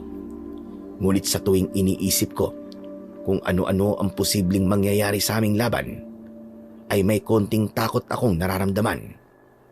Takot na baka maisahan ako ni Eladio at sa huli ay ako pala ang matatalo. Pagsapit ng gabi, pagkatapos namin maghapunan ni Kaloy, ay naghanda na ako para sa pagtugis ko sa mga aswang. Dinala ko ang aking mga sandata at hindi ko kinalimutan ang aking bandana. Bago ko umalis, ay nagpaalam muna ako kay Kaloy. Kaloy, ikaw na munang bahala rito Pagkaalis ko, isarado mo ng maigi ang pinto at huwag mong kakalimutang magkandado, pati yung mga bintana. Alam mo, Arthur, may naisip ako kanina. Ano naman yun? Ano kaya kung samahan kita sa pagbabantay mo rito sa baryo? Hayaan mo kung tulungan ka makipaglaban sa mga aswang. May itak naman tayo rito Siguro naman, ay pwede ko yung gabiting sandata, di ba? Kaloy, kaya ka sumama sa akin ay para gamutin ako kapag nasugatan ako sa pakikipaglaban. Yun ang naging usapan natin. Hindi kita pinayagan sumama sa akin para makipaglaban ka rin sa mga aswang. Hindi kaya ng konsensya ko na hayaan kang makipaglaban sa mga aswang kahit alam kong wala kang alam pagdating sa mga ganung bagay. Ang panggagamot ang dapat mong pagtuunan ng pansin dahil naniniwala ako na doon ka magaling. Paano naman ako makakapanggamot? Hindi ka nga magalusan man lang sa pakikipaglaban mo sa mga aswang. Bakit? Ano bang gusto mo? Masugatan ako ng mga aswang? Uy, wala ako sinabing ganyan Siyempre, ayoko masasaktan ka ng mga aswang, no? Pero pakiramdam ko kasi wala akong silbi sa'yo. Kaya gusto sana kitang tulungan sa pakikipaglaban. Anong walang silbi? Hindi ba sinabi ko sa'yo na napakalaki ng naitutulong mo sa akin? Huwag mo nang isipin na wala kang silbi. Basta dito ka lang. At baka kapag sumama ka sa akin at may masamang nangyari sa'yo, ay habang buhay na dadalhin yun ng konsensya ko. Sige na, kailangan ko nang umalis. At tumahaba na tong pag-uusap natin. Yung mga bilin ko ha, huwag mong kakalimutan. Matapos yun, ay umalis na ako. Tinahak ko ang isang masikip na daan sa taniman ng gulay. Papunta yon sa gubat kung saan ko itinatago si Agibis. Nang narating ko na ang lugar sa gubat kung saan ko tinatago si Agibis, ay inalis ko ang pagkakatali niya sa isang puno. Agibis, pasensya ka na kung kailangan kitang itago rito ha. Hindi kasi pwedeng malaman ng mga tao na ako nagmamay-ari sa'yo. Paniguradong malalaman nila na ako ang sinasabi nilang kabalyero. Pero huwag ka mag-alala dahil nararamdaman ko na malapit nang matapos ang misyon natin at kapag nangyari yon, uuwi na tayo sa bahay. Sumakay na ako kay Agibis at pinatakbo ko siya palabas ng gubat. Habang tumatakbo ang kabayo, ay isinuot ko na ang bandana sa aking muka. Pagdating sa baryo, ay hindi ako makapaniwala sa sumalubong sa akin doon. May mga aswang na sumasalakay at pumapasok sa mga bahay. Walang tigil ang sigawan ng mga tao. Nagulat ako nang biglang lumapit si Kaloy sa akin at agad kong napansin ang dugoang itak na hawak niya. Arthur, mabuti talaga nandito ka na. Ang daming mga aswang. At anong ginagawa mo? Bakit may dala kang itak? Nang marinig ko kasi sigawan ng mga tao, hindi ko na napigilang hindi sila tulungan eh. Nakapatay na nga ako ng 2 aswang eh. Anak ng putya, di ka talaga marunong makinig sa akin ano? Huwag kang mag-alala. Kapag namatay ako, ay di mo kailangan sisihin ang sarili mo. Kasi desisyon ko na tulungan ka sa pakikipaglaban. Magsasalita pa sana ako nang nakita ko ang 2 aswang na pasugod kay Kaloy. Agad kong binaril sa noo ang 2 aswang. Nang sandaling yon, hinayaan ko na si Kaloy na tulungan ako sa pakikipaglaban. Habang sakay ako ng kabayo, ay pinaputukan ko ang mga aswang na nasa malayo. Maya-maya ay bumaba na ako at pinatakbo ko si Agibis palayo. Doon na ako nagsimulang makipaglaban gamit ang balaraw at latigo. Bawat aswang na nagtatangkang lumapit sa akin ay hinahagupit ko ng latigo. Habang ang iba na nagtatagumpay na makalapit ay pinapatay ko gamit ang aking balaraw. Nawala na sa isip ko si Kaloy dahil masyado nang natuon ang atensyon ko sa napakaraming aswang na pinagtutulungan ako. Pero dahil masyado silang marami, ay may mga pagkakataon na nagagawa nila akong masugatan gamit ang matutulis nilang mga kuko at mga ngipin. Hanggang sa hindi inaasahang pagkakataon ay nahablot ng isang aswang ang bandanang nakatakip sa aking muka. Sandali ako natigilan nang tuluyan ng nalantad ang aking muka. Sigurado ko na may ilang mga tao ang nakakita sa mukha ko pero wala na akong oras para isipin pa yon. Inisip ko na lang na wala na akong magagawa dahil nangyari na ang hindi dapat mangyari.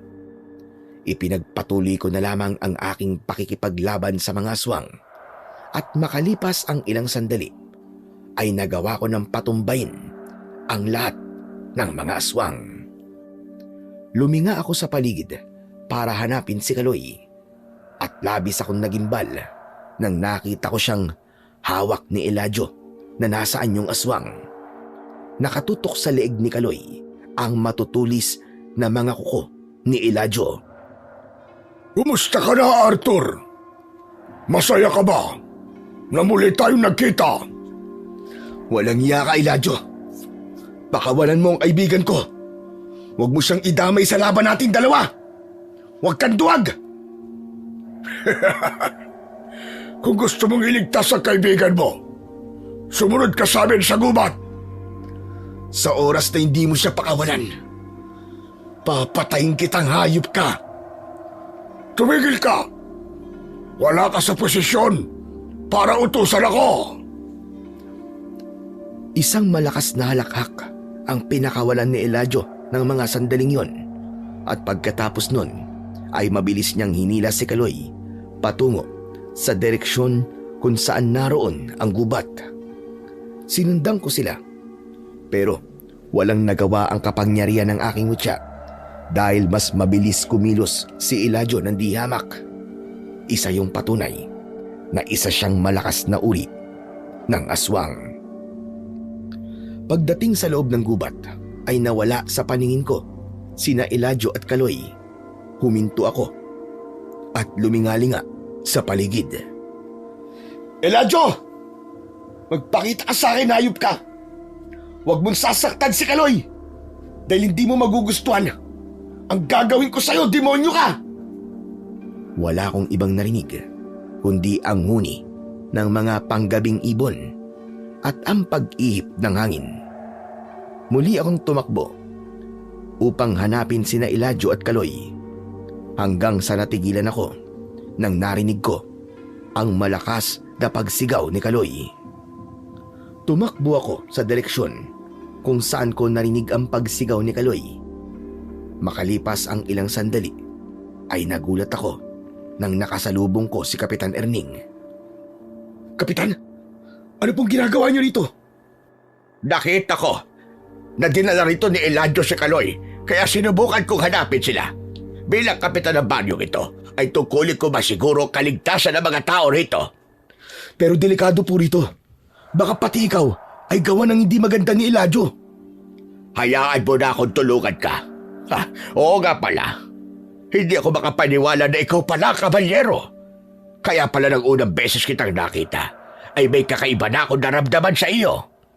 Saka na po natin pag-usapan ang tungkol sa bagay niyan, Kapitan. Kung ayaw niyo po talagang sundin ang sinabi ko, ay bahala na po kayo. Basta mag-iingat po kayo, Kapitan. Mas makakabuti siguro na maghiwalay tayo sa paghahanap kay Kaloy. Sumang-ayon si Kapitan Erning sa sinabi ko sa kanya. Tumakbo kami sa magkaibang direksyon. Habang hinahanap ko si Kaloy, ay panay ang dasal ko na sana ay makita ko pa siyang buhay. Tinalasan ko ang aking mata at pakiramdam hanggang sa nakita ko si Kaloy na humihingal na nakasandal sa isang puno. Agad ko siyang nilapitan at doon ko nalaman na duguan siya.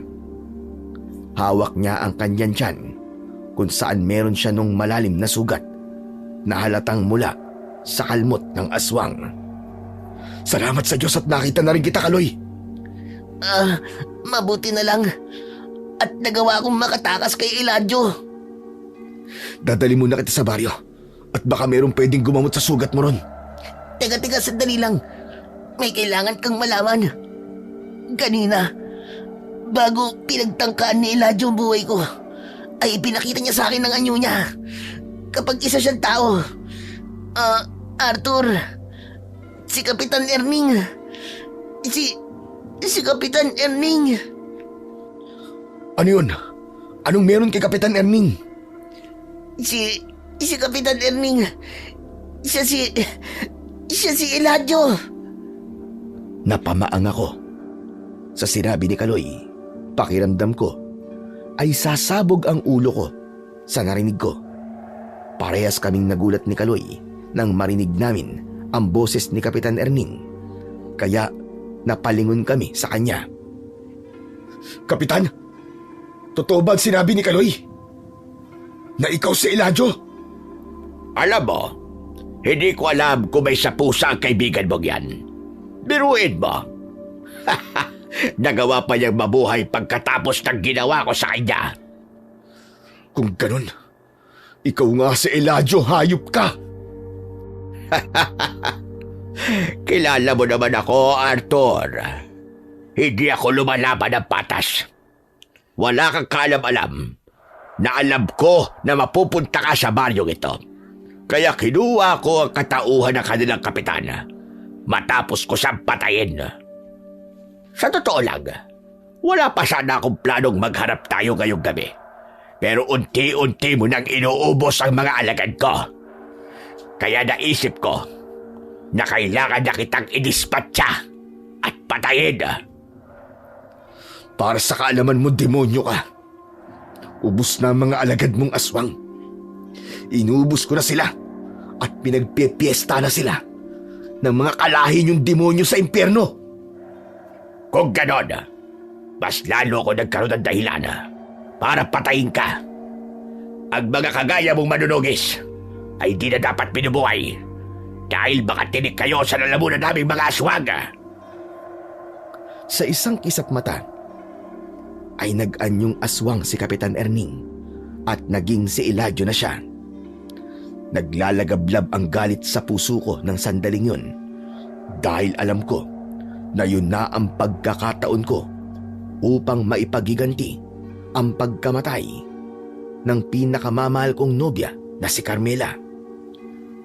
Mabilis na sumugod si Eladio papunta sa akin. 2 magkakasunod na bala ang pinakawalan ng aking pistol, pero matagumpay niya yung naiwasan. Nagulat na lang ako nang lumitaw siya sa aking harapan. Inunahan ko siya ng saksak sa tiyan niya gamit ang balaraw bago pa niya ako masaktan. Tumalon palayo si Eladio at saka siya malakas na humalakak. Amoy na amoy ko! Ang galit sa iyong puso! Bakit? Nagtataka ka pa ba kung bakit ganito ang nararamdaman ko sa iyong demonyo ka? Pinatay mo ang nobya ko sa harapan ko at ang kamatayan mo rin ang magiging kabayaran sa ginawa mo sa kanya. Yun ay kung mapapatay mo ko! Muling umatake si Eladio at sa pagkakataon na yon ay nagawa niya akong masugatan sa braso. Mas lalo akong nagalit at walang tigil ko siyang pinaghahagupit ng latigo. Ngunit biglang hinawakan ni Eladio ang dulo ng latigo at hinila niya yon ng napakalakas. Kumawala sa kamay ko ang latigo at itinapon yun ni Eladio sa kung saan. Nang oras na yon ay wala na akong ibang aasahan kundi ang aking pistol, ang aking balaraw at ang kapangyarihan ng aking mutya ng sungay ng puting kalabaw. Nang tumakbo si Eladio papunta sa akin, ay pinaulanan ko siya ng bala. May isang tumama sa balikat niya pero hindi yun sapat para mapatumba ko siya. Nang nawalan na ng bala ang aking pistol, ay wala na akong nagawa kundi ang bitiwan yon. Paano ba yan? Isang sandata na lamang ang meron ka. Anong gagawin mo na ngayon? Diablong buang ka. May sandata man ako wala, ay kayang-kaya pa rin kitang patayin. Tandaan mo yan. Nagulat ako nang biglang nawala si Eladio sa kinatatayuan niya. Lumitaw siya sa likuran ko at malakas akong napasigaw nang bumaon sa likod ko ang matutulis niyang kuko. Pagharap ko ay sa dibdib naman niya ako kinalmot. Napaatras ako at nawalan ako ng balanse. Napaupo ako habang papalapit si Eladio sa akin. Wala kang laban sa akin, Arthur. Sigurado ko na mababaliw ang tatay mo kapag dinala ko sa kanya ang putol-putol na peraso ng katawan mo at iiitya ko sa kanya ang pugot mong ulo. Hindi na ako nagsalita. Labis na ang pangihinang nararamdaman ko. At pakiramdam ko ng mga sandaling yon, ayun na ang aking magiging katapusan. Palapit na ng palapit si Eladio sa akin at alam ko na sa sandaling malapitan niya ako ay kamatayan ko na ang susunod na mangyayari. Ngunit laking gulat ko nang mula sa kung saan ay sumulpot si Agibis. Mabilis siyang tumakbo papunta kay Eladio at malakas niya tong sinipa. Sa lakas ng sipa ni Agibis ay tumalsik si Eladio at malakas na humampas ang katawan niya sa isang puno. Agad akong tumayo at lumapit kay Eladio. Bago pa siya makatayo ay itinutok ko na ang balaraw sa leeg niya. Nakita ko ang takot sa mga mata ng pinuno ng mga aswang. Alagang masasabi ko na napakabuti talaga ng Panginoong Diyos kahit kailan. Dahil hindi niya hinahayaan na magtagumpay ang mga kagaya mong demonyo. Sa isang iglap, nilaslas ko ang leeg ng aswang gamit ang aking matalas na balaraw. Sumirit ang dugo niya. Hindi pa ako nakontento at paulit-ulit ko siyang pinagsasasaksak sa tapat mismo ng kanyang puso at sobrang pinagdiinan ko pa yun. Hanggang sa tuluyan na siyang nawalan ng buhay. Umuusok ang kanyang katawan na bumagsak sa lupa. Tumayo na ako at hindi ko napigilang lumuha. Dahil sa wakas ay nagtagumpay akong bigyan ng hustisya ang pagkamatay ng nobya kong si Carmela. Maya-maya lang ay lumapit si Kaloy sa akin at tinapik niya ako sa balikat. Sumakay na kami sa kabayo papunta sa mismong baryo. Uy, Kaloy, kayang pa ba? Malapit to sa bitoke, pero sige lang, kaya ko pa. Huwag ka mag-alala. Sigurado ako na mayroong manggagamot sa baryo at magagamot niya tayo ron. Sabi ko na nga ba matatalo mo si Eladio. Napakagaling mo talagang manunugis, Arthur. Pero ngayon tapos na ang mission mo. Maghihiwalay na ba tayo? Siguro. Babalik na lang ako sa baryo namin. Hindi mo na kailangan bumalik doon. Dahil sasama ka na sa akin sa pag-uwi ko sa bahay namin. Doon mo mas lalong pag-uusayan ang panggagamot mo. Dahil matutulungan ka ng tatay ko pagdating sa bagay na yan. Talaga? Hindi mo ba ako gina-joke time? Isasama mo talaga ako? Oo nga. Walang halong biro. Pexman, cross my heart. Dahil sigurado ako na dun sa lugar namin ay makikita ng mga tao ang halaga mo bilang isang mahusay na albularyo. Narinig ko ang pag-iyak ni Kaloy sa likuran ko. Hindi nagtagal ay nakarating na kami sa baryo at doon ay ginamot ng isang albularyo ang mga sugat namin. Nang nakabawi na kami ng lakas ni Kaloy, ay naglakbay na kami sakay ng kabayo ko. Pagdating sa bahay, ay agad kaming sinalubong ni tatay. Kita ko sa mukha niya ang saya at ginhawa nang nakabalik ako ng buhay. Ikinuwento ko ang lahat ng nangyari sa paglalakbay ko at kung paano ko napatay si Eladio.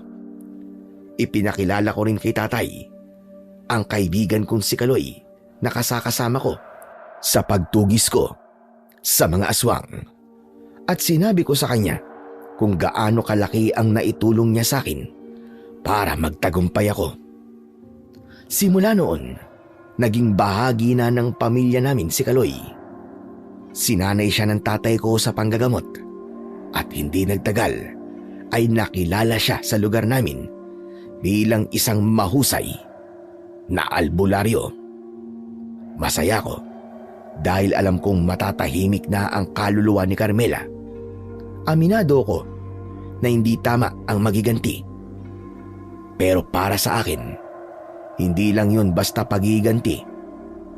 Ginawa ko yun para matapos na ang kasamaan ni Eladio at para wala ng buhay ang mawala nang dahil sa mga pesteng aswang.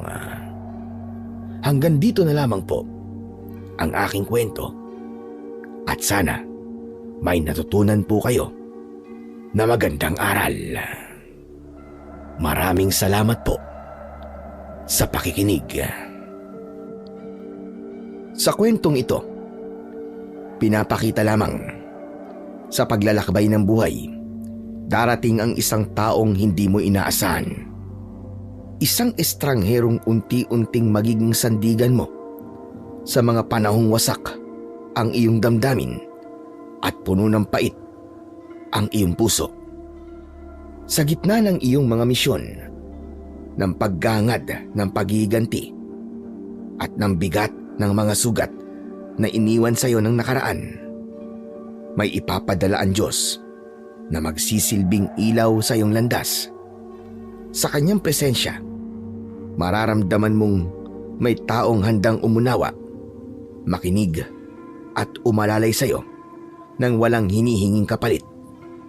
Unti-unti niyang ipapaalala sa iyo na may isang tao o isang kaibigan na katulad niya na handa kang paglingkuran at pakisamahan sa anumang oras. Sabi nga sa Biblia, Kawikaan 17:17, ang kaibigan ay nagmamahal sa lahat ng panahon at ang kapatid ay ipinanganak para sa panahon ng kagipitan. At sa huli, mauunawaan mo na ang pagdating niya sa iyong buhay ay hindi aksidente, kundi bahagi ng plano ng Diyos upang ikaw ay mapalakas at maituwid. Sa kabila ng lahat ng laban na iyong haharapin, siya ang magiging patunay na may mga taong mananatili hindi lamang sa oras ng tagumpay, kundi lalo na sa panahon ng iyong paghihirap. Sa kanya, matatagpuan mo ang isang kaibigang totoo, tapat at maaasahan, magpakailanman. Isang biyayang hindi matutumbasan ng kahit na anong paghiganti o galit sa mundo. Sabi nga sa kasabihan, di bali ng isa lang ang kaibigan, basta totoo at tapat, kaysa marami nga, ngunit sa pagtalikod mo, puro paninira ang inihahatid sa iyo. Hindi nasusukat sa dami ang pagkakaibigan, kundi sa katapatan ng iilang nananatili. Sapagkat sa mundong puno ng pakitang tao, mas mahalaga ang isang pusong totoo kaysa sa maraming ngiti na may lihim pala na pagtataksil. Maraming salamat po sa walang sawang pakikinig nyo at suporta sa aking mga YouTube channel na The Voice Addict at mga kwento ni Apong Isaac. Huwag nyo rin pong kalimutang mag-subscribe at i-hit ang notification bell para sa mas marami pang makapigil hininga na kwentong aswang at katatakutan mula sa mundo ng kapabalaghan. Hanggang sa muli po, at pagpalain kayong lahat ng ating dakilang Diyos na siyang pinakamakapangyarihan sa lahat.